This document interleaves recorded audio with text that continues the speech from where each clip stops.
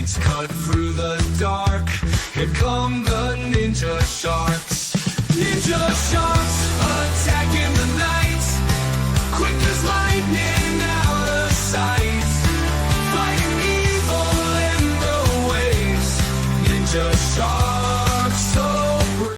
Yeah, I know that's Ed's theme, but I'm running out of music to play for you guys. I got to get back on that thing and make some more songs. We've heard all my songs.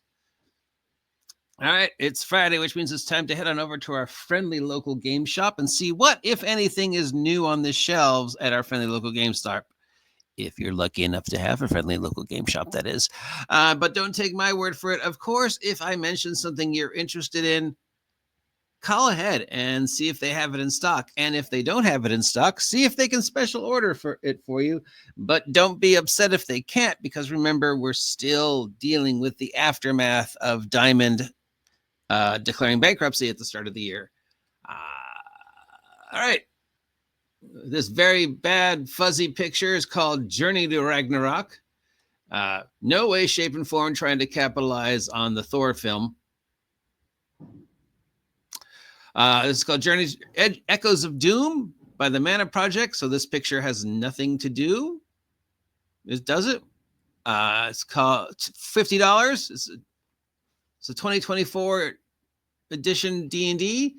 It's a collection of North adventures following an introduction adventure where you meet Odin, where you go hang out with the Vikings, where you go to Midgard and meet the elves, and apparently it ends with a battle of Ragnarok. So it's called Echoes of Doom, but on the cover of here, it's called Journey to Ragnarok, Echoes of Doom. So which is it, guys? Or is Echo of Doom the campaign setting and Journey to Ragnarok is one of the adventures? I don't know. I'm confused, but hopefully they have done their job in researching Norse mythology, because, we went through a big Viking North mythology thing over the last couple of years. There's like 87 different Viking shows between Netflix and the others.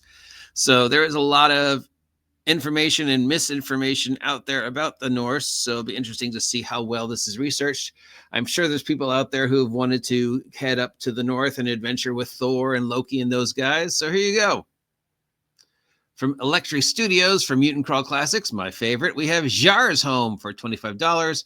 It's a location. It details the history, government, faction resources, notes, areas to explore, NPCs, a new mutation. So basically it's just a city or whatever that the players can go hang out at to take a break from their mutant crawling and see what kind of shenanigans they can get into in Jar's Home. 25 bucks.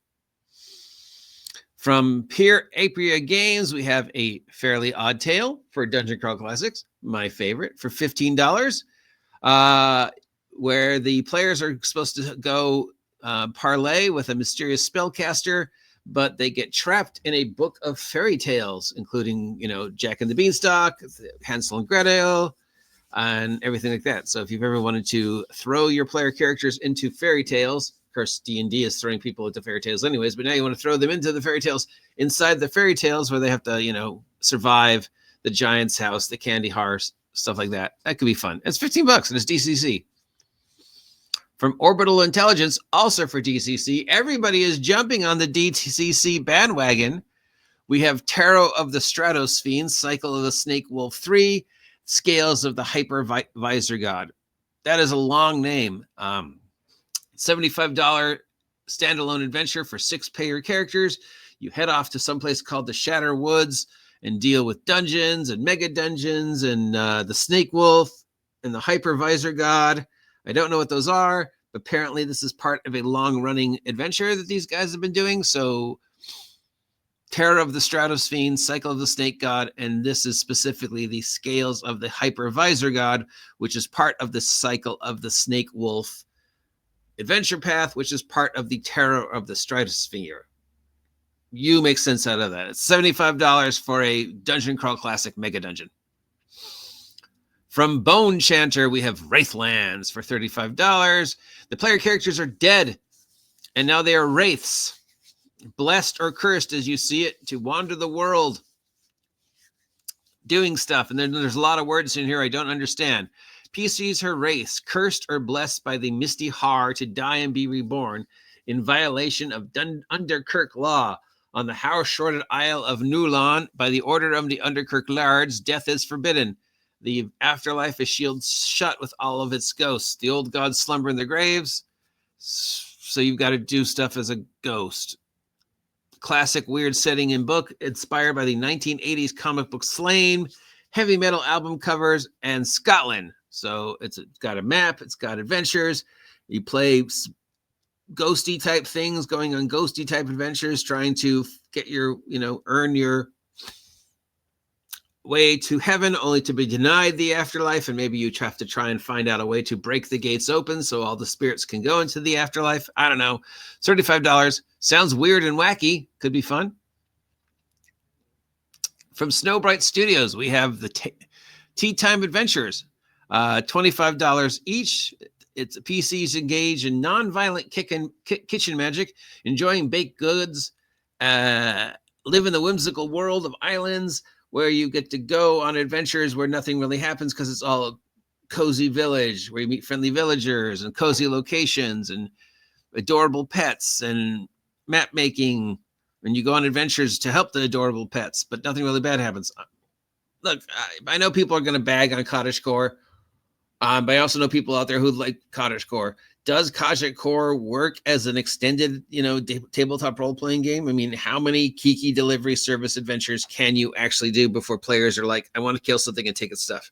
I don't know, man. I mean, I've never played in a long-term cottagecore game. I've never played in a cottagecore game at all. But we know there are people out there who are doing it, and people seem to enjoy it. So I can't really say bad things about it. And they're $25 each, which is pretty reasonable. From Agamemnon Press, we have the Deck of Strange Things and the Polyset Ectoplasm of Gold. So we got some dice, and this is a tarot-sized deck.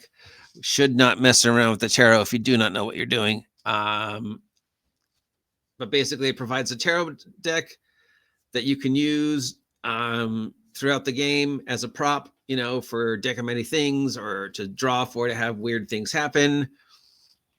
And then you also got some dice for $11, $40 for a tarot card deck. Again, unless you know what you're doing, you shouldn't mess around with the tarot or any of that spooky stuff. At least that's just my opinion. And that's it. Obviously, some more love for DCC. 1, 2, 3 new DCC MCC adventures. Last week was all DCC. I don't know what Goodman Games is doing with DCC suddenly coming out with so much stuff, but I appreciate it. Because I love DCC. It's my favorite retro clone of all the D20 retro clones. I know. I thought Shadowdark was. Shadowdark also. But yeah, I mean, I love DCC. It's just so wacky. But don't take my word for it. Again, if there's any of these adventures that I mentioned that you're interested in picking up, call your friendly local game store and see if they have them in stock.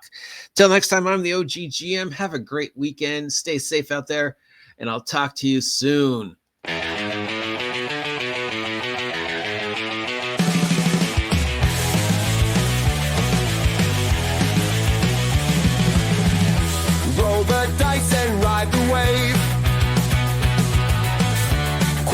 Dragons, the news we crave. Under neon lights we take a stand.